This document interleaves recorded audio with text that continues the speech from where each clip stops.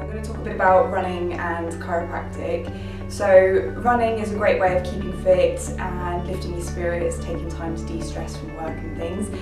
But running itself can actually cause some stress on the body. So chiropractors, we can help relieve some of the stress, prevent injuries and help recovery from any injuries that have taken place. So firstly, I'd like to talk about the nervous system, because that's the most important thing, is what we address as chiropractors. So the nervous system is your brain and your spinal cord and the nerves going to the body. And without the nervous system, your body wouldn't work. It's not that you wouldn't have the communication to the body to tell it what to do. And when we're running, we're not thinking every moment what each stride we're doing, like if the exact movements going through each stride. So that the nervous system is doing all of that automatically, and of course we want that system to work efficiently. The problems occur when you have these kind of blockages in the nervous system, and that's where there's stress in some of the joints. For example, we might call that a subluxation, and what we do as chiropractors is release that stress and allow the body to work better. So that's the main thing that we do look at. The other thing we need to address is any restrictions in anywhere else in the body. So for example, quite a common one is what we call hyperpronation, or you might know as flat feet.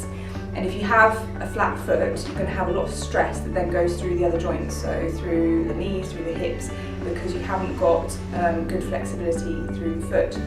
What happens when you've got a flat foot is you get less movement in the big toe because there's a lot of stress on what we call plantar fascia. So by releasing that stress, getting the joints moving, you get more movement through the foot and then less stress on the joints further up. That's just one example. You can imagine there's lots of other things that can go wrong, lots of other joints that can generate stress and then cause problems with runners.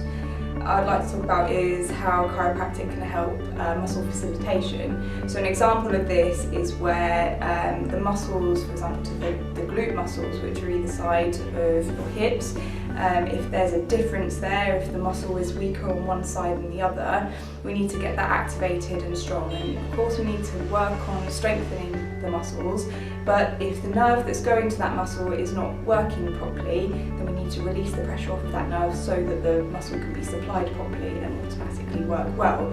And what we find is that we can do pre-adjustment, do the muscle test, and after an adjustment, usually to the lower spine if it's going to the glutes, find that the muscle gets stronger.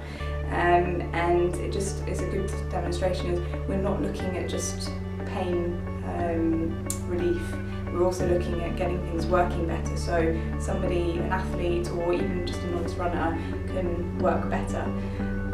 So running, you've got to be careful in some cases. Some people it may not be appropriate to do running. For example, somebody with a severe low back pain, it's not the best thing because there's a lot of impact involved. So consult your chiropractor if you want to know when you should get back into running or anything about your training.